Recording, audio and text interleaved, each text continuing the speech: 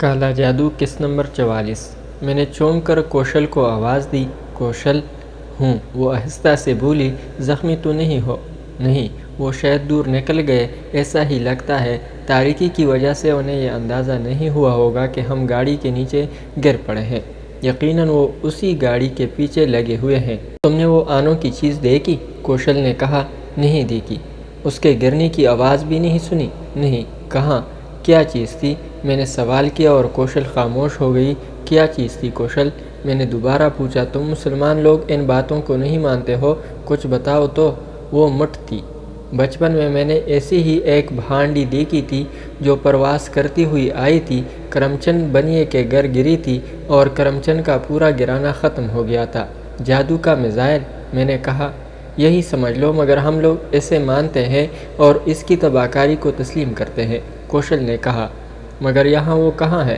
وہ دیکھو، ادھر۔ اشارے کی سمت۔ میں نے اسے فضا میں دور سے آتے ہوئے دیکھا تھا اور اسی جگہ وہ زمین پر گری تھی۔ میں نے کوشل کے اشارے پر اسی طرف دیکھا مگر کچھ نہیں نظر آیا۔ تب میں نے گہری سانس لے کر کہا، مگر اس کے یہاں آ کر گرنے کا کیا مطلب ہے؟ یہ بنجارے بڑے پراسرار ہوتے ہیں، یقیناً ان میں کوئی کالے جادو کا ماہر ہوگا۔ اس نے ہمیں فرار ہوتے دیکھ کر ہانڈی ہماری طرف بھیجی ہوگی، کوشل نے کہا، اور میں اس کی بات پر غور کرنے لگا۔ یہ بات میری سمجھ میں نہیں آئی تھی، اتنی جلدی یہ عمل ممکن تو نہیں تھا، پھر وہ ہمارا تعاقب تو کر رہے تھے، یہ ضرورت کیوں پیش آ گئی؟ سکوت کچھ زیادہ طویل ہو گیا۔ بنجاروں کے ڈیرے سے میلوں دور نکل آئے تھے، اس لیے وہاں کی تو کوئی آواز سنائی نہیں دے سکتی تھی، مگر یہ گاڑیاں کتنی دور نکل گئی؟ ہماری گاڑی کے بیل ابھی تک ہاتھ نہیں آئے۔ میں اٹھ گیا۔ جسم کے کچھ حصے چیخ رہے تھے۔ پتھروں پر گرنے سے چوٹیں آئی تھی لیکن کوئی ٹوٹ پھوٹ نہیں ہوئی تھی۔ کوشل بھی فوراً کھڑی ہو گئی۔ تم ٹھیک ہو؟ ہاں، مگر تمہارے ضرور چوٹیں آئی ہوں گی، اس نے ہمدردی سے کہا۔ یہاں سے چلو، وہ واپس پلٹیں گے اور انہیں یہ بھی پتہ چل جائے گا کہ ہم گاڑی میں نہیں ہیں۔ وہ ہمیں اسی راستے سے تلاش کریں گے، کوشل بولی۔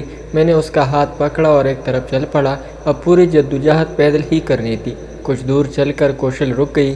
کیا ہوا؟ کچھ نہیں، دیکھو یہ مٹھ کے ٹکڑے پڑے ہیں، اس نے اشارہ کیا۔ ٹوٹی ہانڈی میں نے بھی دیکھی، اس کے ارد گرد بھی کئی چیزیں پڑی تھی، سرخ سندور، ہلدی، کپڑے کی چھوٹی چھوٹی پوٹلیاں، زمین پر ثابت مونگ بکھری ہوئی تھی، نہ جانے کیا کیا علم غلم تھا۔ نہیں، آگے نہ بڑھو، کوشل نے اچانک مجھے پیچھے گھسیٹ لیا اور میں رک گیا۔ اسے چھونا خطرناک ہوتا ہے، دوران پرواز اگر یہ کسی کے سر سے گزر جائے تو وہ بھی اس کا شکار ہو جاتا ہے۔ آؤ آگے بڑھیں یہاں سے۔ میں کوشل کے ساتھ آگے بڑھ گیا۔ وہ مجھے تمام چیزوں سے اجنبی سمجھ رہی تھی، بیچاری کیا جانتی تھی کہ میں اب ان تمام غلاظتوں سے کتنا واقف ہو چکا ہوں۔ ہم لوگ کوئی 20 قدم آگے بڑھے تھے کہ اچانک کوشل کے حلق سے ایک دہشت بھری آواز نکل گئی۔ اس نے پوری قوت سے مجھے بھینچ لیا۔ میری کیفیت بھی اس سے مختلف نہیں تھی۔ ہمارے بیلوں نے کافی چڑھائی چڑھی تھی، اس کے بعد ہم نئی بلندیوں تک آئے تھے۔ پھر بیل گاڑی کا پہیہ پتھر پر چڑھ جانے کی وجہ سے گر پڑے تھے اور بیل گاڑی آگے بڑھ گئی تھی، مگر آگے اچانک ایک کٹاؤ آ گیا تھا۔ دور سے احساس بھی نہ ہوتا تھا کہ آگے راستہ نہیں ہے۔ میدان دور تک پھیلا ہوا لگتا تھا، مگر اب جو نیچے دیکھا تو سانس رک گیا۔ کوئی 200 فٹ گہرائی تھی اور نیچے نوکیلے چٹانیں منہ اٹھائے بلندیوں کو دیکھ رہی تھی۔ سب سے بھیانک وہ منظر تھا جسے ہم کھلی چاندنی میں بخوبی دیکھ سکتے تھے۔ ہماری بیل گاڑی سمیت ساری گاڑیاں نیچے چور چور پڑی ہوئی تھی، ان کے درمیان تعاقب کرنے والے تمام بنجارے خون میں ڈوبے بے سدھ پڑے تھے۔ کچھ زندہ بچ جانے والے بیل اپنے بچے کچے بدن کو چٹانوں میں گھسیٹ پھر رہے تھے۔ ان کے منہ سے نکلنے والی اذیت بھری آوازیں بہت مدھم ہو کر اوپر پہنچ رہی تھی۔ اب اندازہ ہوا تھا کہ ہماری بیل گاڑی اچانک دور چل کر غائب کیوں ہو گئی تھی۔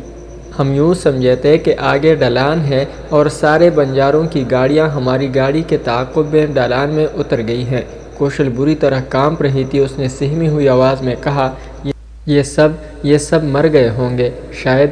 میں آہستہ سے بولا، ضرور یہ سب مٹھ کے نیچے سے گزر گئے ہوں گے اور ہم بچ گئے۔ اب کیا کریں؟ آگے چلو۔ میری ہمت بڑھ گئی ہے۔ اب مجھے یقین ہو گیا کہ ہم زندہ بھی بچ جائیں گے اور میں ضرور اپنے گھر پہنچ جاؤں گی۔ میں نے ایک ہاتھ آگے بڑھایا تو اس نے پھر مجھے زور سے پکڑ لیا۔ یہ کیا کر رہے ہو؟ تم نے ہی تو کہا تھا آگے چلو۔ میں نے مسکرا کر کہا، تمہیں مذاق سوچ رہا ہے؟ میری جان نکل گئی ہے، ادھر سے آگے چلو۔ ہو سکتا ہے دوسرے بنجارے بھی چل پڑے ہوں، ہمیں کہیں سے نیچے اترنے کا راستہ تلاش کرنا پڑے گا۔ اوہ دیکھو وہ کیا ہے؟ پھر کچھ نظر آ گیا۔ میں نے کہا، دیکھو تو وہ دو لکیریں۔ اوہ بھگوان، وہ تو ریل کی پٹریاں ہیں۔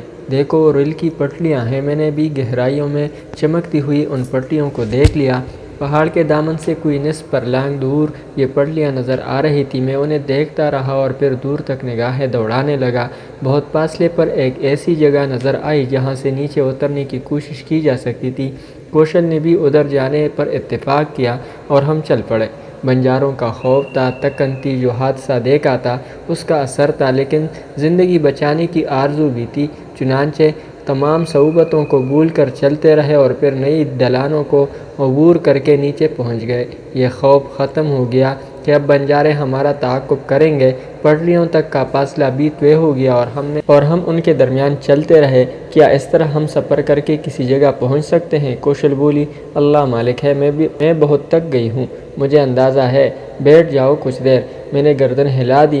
ہم ریلوے لائن سے کچھ فاصلے پر بیٹھ گئے۔ کچھ دیر کے بعد کوشل لیٹ گئی، میں البتہ بیٹھا رہا۔ چاند اپنا سفر طے کر رہا تھا۔ کوشل نیم غنودہ ہو گئی تھی، میری پلکیں جڑنے لگی تھی، لیکن پھر ریل کی چنگاڑ ابھری اور کوشل چیخ پڑی۔ کیا ہو گیا؟ کیا وہ آ گئے؟ اس نے دہشت سے پوچھا۔ کون؟ بنجارے؟ نہیں کوشل، ریل آ رہی ہے، جاگو، اٹھ جاؤ، میں نے کہا اور وہ جلدی سے اٹھ کھڑی ہوئی۔ نیم خوابی کی کیفیت سے جاگی تھی، چکرائی سی نظر آ رہی تھی، آنکھیں پھاڑنے لگی۔ پھر اس نے بھی دور سے اس تیز روشنی کو دیکھ لیا جو کسی پہاڑی سلسلے کے درمیان سے نکل رہی تھی۔ اس سے پہلے یہ پہاڑی سلسلہ ہماری نگاہوں میں نہیں آیا تھا، اب انجن کی روشنی کے ساتھ ساتھ اسے دیکھا تھا۔ میں کوشل کا ہاتھ پکڑ کر پٹری کے تھوڑے ہی فاصلے پر کھڑا ہو گیا اور زور زور سے ہاتھ ہلانے لگا۔ ریل آہستہ آہستہ قریب آتی جا رہی تھی اور پھر کچھ دور جا کر وہ رک گئے۔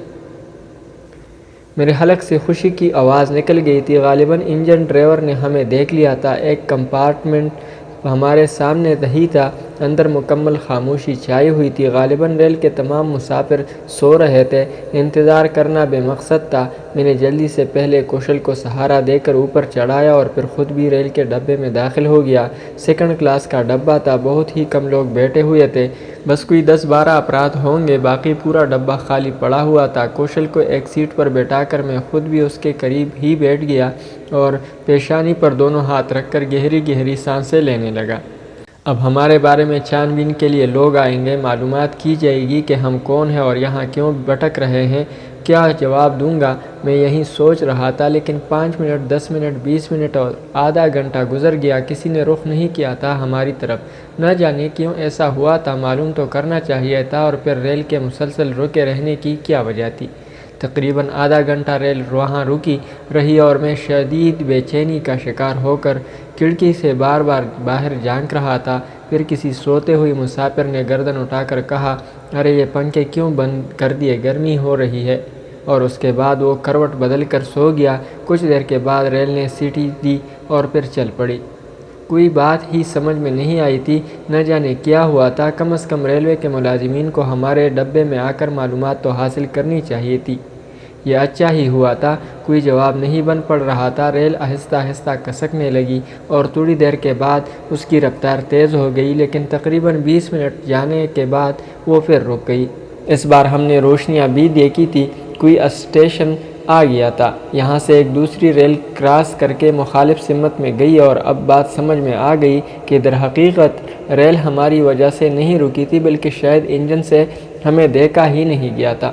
کوئی کراسنگ ہو رہی تھی جس کی وجہ سے ریل کو اس ویرانے میں رکنا پڑا تھا۔